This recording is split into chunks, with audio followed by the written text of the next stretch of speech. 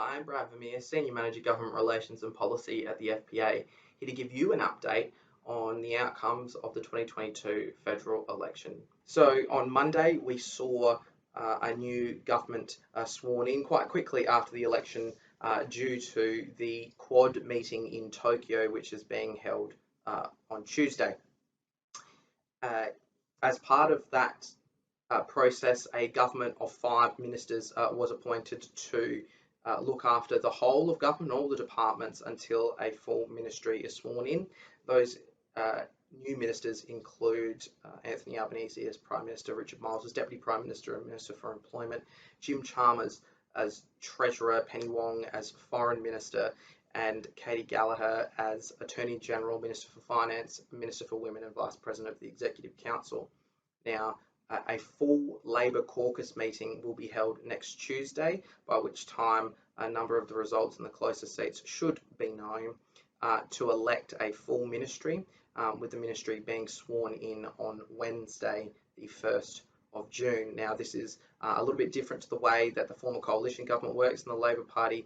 The ministry is elected by caucus and the leader appoints the portfolios rather than the leader choosing straight out who will be in the ministry and what portfolios they are allocated. So we will know by next Wednesday who the new Minister for Financial Services and Superannuation will be. Obviously, the FPA had a very strong relationship and a collaborative relationship with Stephen Jones, who was the Shadow Minister for Financial Services and Superannuation and Shadow Assistant Treasurer in the former Labor opposition, and we would be thrilled to be working with him in government.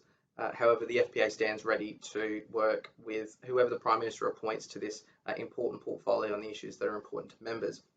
Now, on that, we put out our 2022 federal election policy during the campaign, and it outlined a number of policy priorities that we want the 47th Parliament to take action on, and it's something that we will be pushing with the new government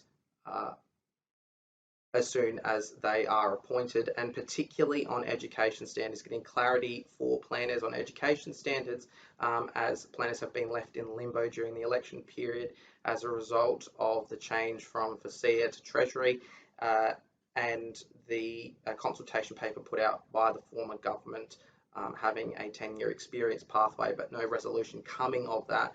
Labor announced that if you had 10 years experience and unblemished record, you can continue to practice, and we'll be looking to work constructively with the new government to make sure there's a robust framework around that experience pathway and ensuring that our education standards and journey to professionalism is unaffected. Obviously, with the new government being sworn in, the previous government led by Scott Morrison has now departed, and Scott Morrison has announced that he will resign the leadership of the Parliamentary Liberal Party at the next party room meeting, most likely not going to be held for a little while now until the results in the closest seats are decided. They will elect a new leader, and obviously with the former leader, Josh Frydenberg, losing his seat, it appears that Peter Dutton is a front-running candidate. However, that process will still play out.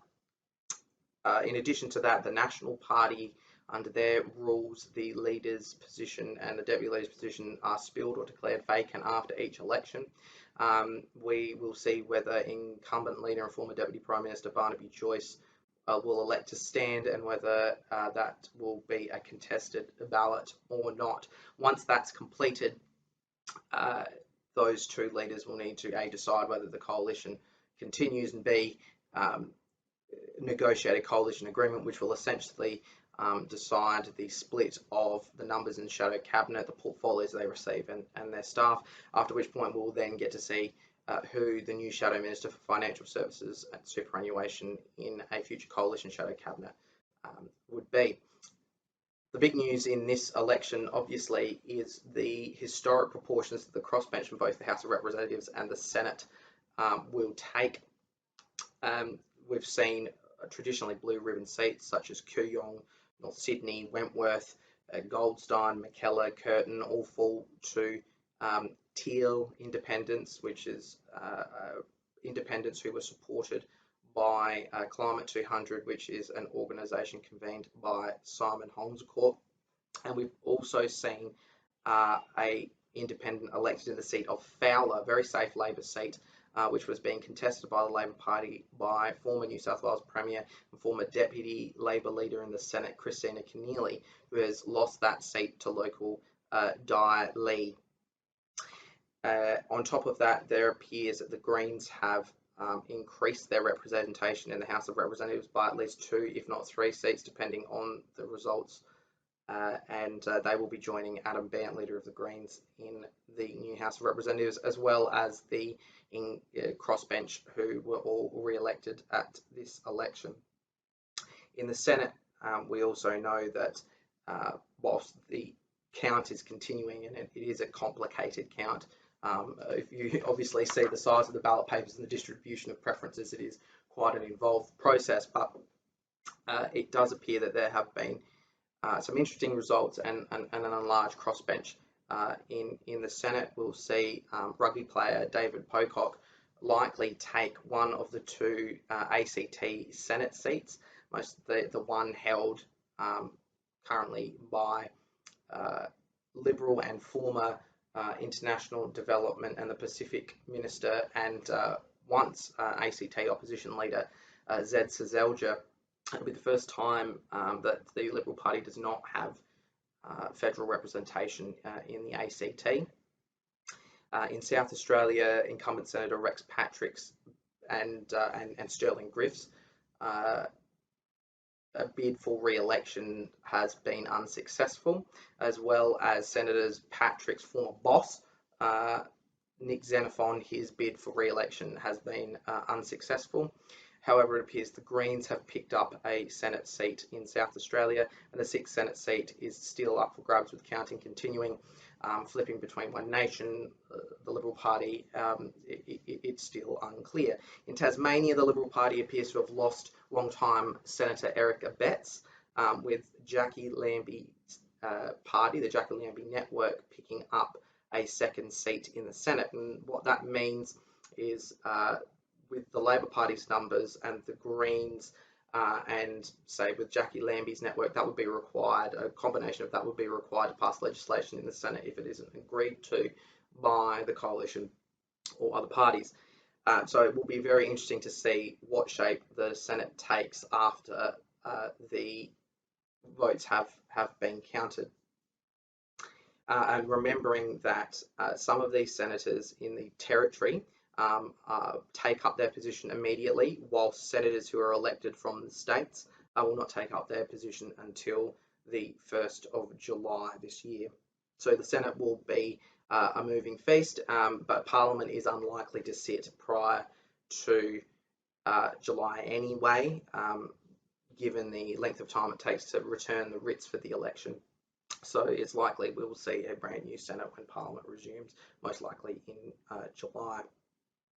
On policy, as a result of an election of a Labor government, there are a number of policy initiatives that we expect to see implemented in the not too distant future. As I've mentioned, education standards. There are a number of policies that will continue, such as the Stage 3 tax cuts, or things like the fuel excise, which is due to expire in September. We'll likely see another budget delivered by Labor before the end of the year. We've also got other big ticket announcements that Labor have made, such as the Help to Buy scheme, the Housing Australia Future Fund, which will help people particularly young people, get into the housing market earlier. There were other announcements on aged care, the childcare subsidies to make childcare more affordable and allowing more people to go to work. Crackdown on multinational tax avoidance, the changes to the pharmaceutical benefit scheme to lower the co-payment from $42.50 to no more than $30 a script, having the deeming rate frozen till 2024 on the aged pension, and raising the income threshold for the Commonwealth Seniors Health Card. On top of that, there will be a review of the MyGov portal and its usability conducted by the new government. The superannuation guarantee of 12% will be delivered in full and on time. We'll also see some action in the areas of online scams, cryptocurrency for influencers, etc., which we've been hearing from Shadow Minister Stephen Jones. On top of that, there's the compensation scheme of last resort, which came out of the Royal Commission into Financial Services. The previous iteration of this bill had the compensation scheme being limited to product distributors and obviously leaving financial planners footing the bill. Labor had indicated during the inquiries into the bills to establish the scheme, as well as the inquiry into the Sterling Income Trust, that they would like to see managed investment schemes included. Our position has always been that the CSLR should be expanded to the jurisdiction of AFCA, so we'll be working closely with the new government to make sure that we see some change on the previous model that had been introduced by the former government, and making sure that consumers are adequately protected and the financial planners aren't the ones left footing the bill. But regardless of the outcome, whether it's a minority or a majority government and who was elected in the Senate, and congratulations to all those successful candidates at this election, and to the Labor Party for their election to government. We will continue to work with all MPs, senators, stakeholders, parties on outcomes that are positive for the financial planning profession, and be advocating for the issues that are of most importance to our profession that we've clearly outlined in our 2022 federal election platform, as well as the FPA policy platform. So apologies for the long update, but it has been a very long election campaign. There has been a great amount of change in a very short space of time, and we still don't know the final result, so I will bring you further updates as they become clear. If you want to get involved in the conversation or have any questions, please feel free to log on to FPA Community or send us an email, and I will be talking to you hopefully in the near future when we have a better idea of the shape of the new government, what the new parliament will look like, and what the new opposition will look like as well. So thank you very much for your time, and log on to FPA Community to join the discussion as we see where this new parliament and the new government takes our profession. Thanks.